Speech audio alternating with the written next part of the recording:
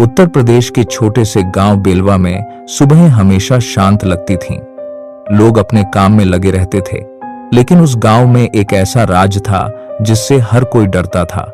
दिन में गांव बिल्कुल सामान्य दिखाई देता था। खेतों में मेहनत करते किसान, तालाब पर औरतों की बातें और बच्चों की हंसी। लेकिन जैसे ही शाम होती, पूरा गांव बदल जाता था। गांव के आखिरी छोर पर एक पुराना मकान था। लोग उस रास्ते से गुजरने तक से डरते थे, क्योंकि उस घर का ऊपर वाला कमरा 20 सालों से बंद था। गांव वालों का कहना था, उस कमरे में जो भी गया वो कभी वापस नहीं लौटा, और जिसने अंदर की आवाजें सुनी वो कुछ ही दिनों में पागल हो गया। गांव के बूढ़े बाबा हमेशा कहते थे, उस कमरे के अंदर कोई इंसान नहीं रहता। रात को उसकी सांसों की आवाज पूरे घर में सुनाई देती है। 20 साल बाद अर्जुन अपने पुश्तैनी गांव लौटा। उसे नहीं पता था कि उसके परिवार का उस बंद कमरे से बहुत खतरनाक रिश्ता था। जैसे ही अर्जुन उस पुराने घर के अंदर गया, उसे लगा जैसे कोई अंधेरे में खड़ा उसे देख रहा हो, जबकि घर सालों से बंद पड़ा था। धीरे धीरे अर्जुन सीढ़ियां चढ़ने लगा।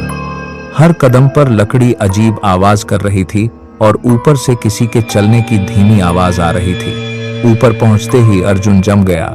सामने वही बंद कमरा था और उसके नीचे से लाल रंग की रोशनी बाहर निकल रही थी। तभी अचानक कमरे के अंदर से एक औरत की आवाज आई, अर्जुन, दरवाजा खोलो। मैं 20 साल से तुम्हारा इंतजार कर रही हूं। और उसका खून जम गया। अर्जुन डर के मारे पीछे हट गया, लेकिन अंदर से फिर वही आवाज आई, मुझे बाहर निकालो, वरना अब तुम्हारी बारी है।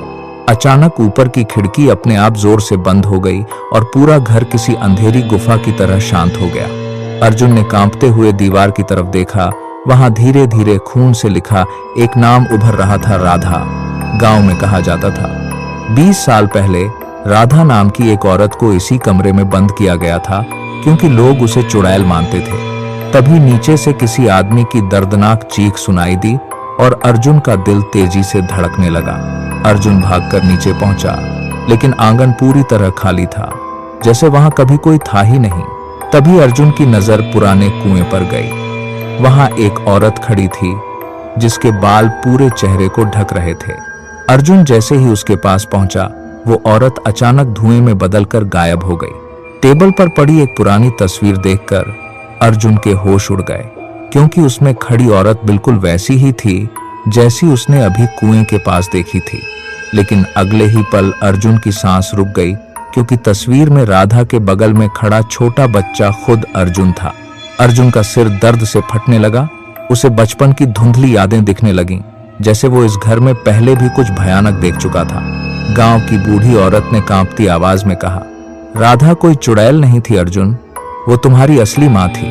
20 साल पहले गांव वालों ने अंधविश्वास में आकर राधा को उस कमरे में बंद कर दिया था, क्योंकि उसके पति की रहस्यमयी मौत हो गई थी। उस रात फिर वही रोने की आवाज कमरे से आने लगी, लेकिन इस बार आवाज में दर्द कम और गुस्सा ज्यादा था। अचानक दरवाजे पर किसी ने अंदर से जोर जोर से खरोंचना शुरू कर दिया, जैसे कोई बाहर निकलने की कोशिश कर रहा हो। उस रात पूरे गांव में एक काला साया घूमता रहा, और जहां जहां वो रुका वहां लोगों की चीखें सुनाई देने लगी। सुबह होते ही गांव वालों को पहला शव मिला।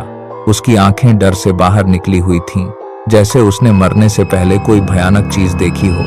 अर्जुन समझ चुका था, जब तक उस कमरे का सच सामने नहीं आएगा, मौत का सिलसिला नहीं रुकेगा। पुरानी अलमारी में अर्जुन को एक जंग लगी चाबी मिली, और उसे देखते ही कमरे के अंदर से जोर जोर से हंसी आने लगी। कांपते हाथों से अर्जुन ने चाबी ताले में डाली, और जैसे ही ताला घूमने लगा, पूरे घर में किसी औरत की भयानक हंसी गूंज उठी। जैसे ही दरवाजा खुला, अंदर से सड़ी हुई बदबू और काला धुआं बाहर फैल गया, और अर्जुन को लगा जैसे अंधेरे में कोई उसे घूर रहा है। कमरे के अंदर हर दीवार पर अजीब निशान बने थे, और फर्श पर सूखे हुए खून के धब्बे पड़े थे। तभी कमरे के कोने में अर्जुन ने एक औरत को देखा। उसके हाथों में भारी जंजीरें थीं, और उसकी लाल आंखें धीरे धीरे खुल रही थीं। अचानक राधा जोर से चीखी, और उसकी आवाज से पूरा घर कांपने लगा। राधा की आत्मा ने अर्जुन को सच दिखाया। असली कातिल गांव वाले नहीं, बल्कि अर्जुन का अपना पिता था। अपने गुनाह छुपाने के लिए अर्जुन के पिता ने ही राधा को चुड़ैल साबित कर दिया, और उसे जिंदा इस कमरे में बंद कर दिया। 20 साल तक उस कमरे में तड़पने के बाद राधा की आत्मा अब बदला लेने लौट चुकी थी। अचानक कमरे के अंधेरे से कई साए निकलकर अर्जुन पर टूट पड़े और उसकी चीख पूरे घर में गूंज उठी। राधा ने कांपती आवाज में कहा, भाग जाओ अर्जुन, आज रात यह घर किसी को जिंदा नहीं छोड़ेगा। अचानक पूरी हवेली हिलने लगी, जैसे 20 साल पुरानी कोई बुरी ताकत आखिरकार जाग चुकी हो। पूरे गांव में चीख पुकार मच गई। लोग अपने घरों में छिपने लगे, क्योंकि मौत का साया अब पूरे बेलवा गांव में फैल चुका था। आधी रात को गांव के पुराने मंदिर की घंटियां अपने आप बजने लगीं और पुजारी डर के मारे कांपने लगा। गांव वालों ने सुना पुराने कुएं के अंदर से किसी औरत के रोने की आवाज आ रही थी, वही आवाज जो 20 साल पहले सुनी गई थी। अर्जुन को अचानक अजीब सपना दिखा। वो उसी बंद कमरे में कैद था और बाहर से कोई दरवाजा बंद कर रहा था। आईने में अचानक अर्जुन को अपने पिता की आत्मा दिखाई दी और उसने सिर्फ एक बात कही, वो हम सबको मार डालेगी।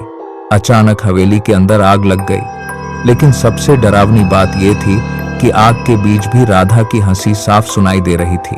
अर्जुन समझ चुका था, अगर आज उसने राधा की आत्मा को नहीं रोका तो पूरा गांव खत्म हो जाएगा। राधा चीखते हुए बोली, मैं चुड़ैल नहीं थी, मुझे बेवजह इस नरक में मरने के लिए छोड़ दिया गया। जैसे ही अर्जुन ने वो पुरानी जंजीरें तोड़ी, कमरे में अचानक तेज रोशनी फैल गई और राधा की डरावनी चीख पूरे गांव में गूंज उठी। सुबह होते ही हवेली पूरी तरह जल चुकी थी।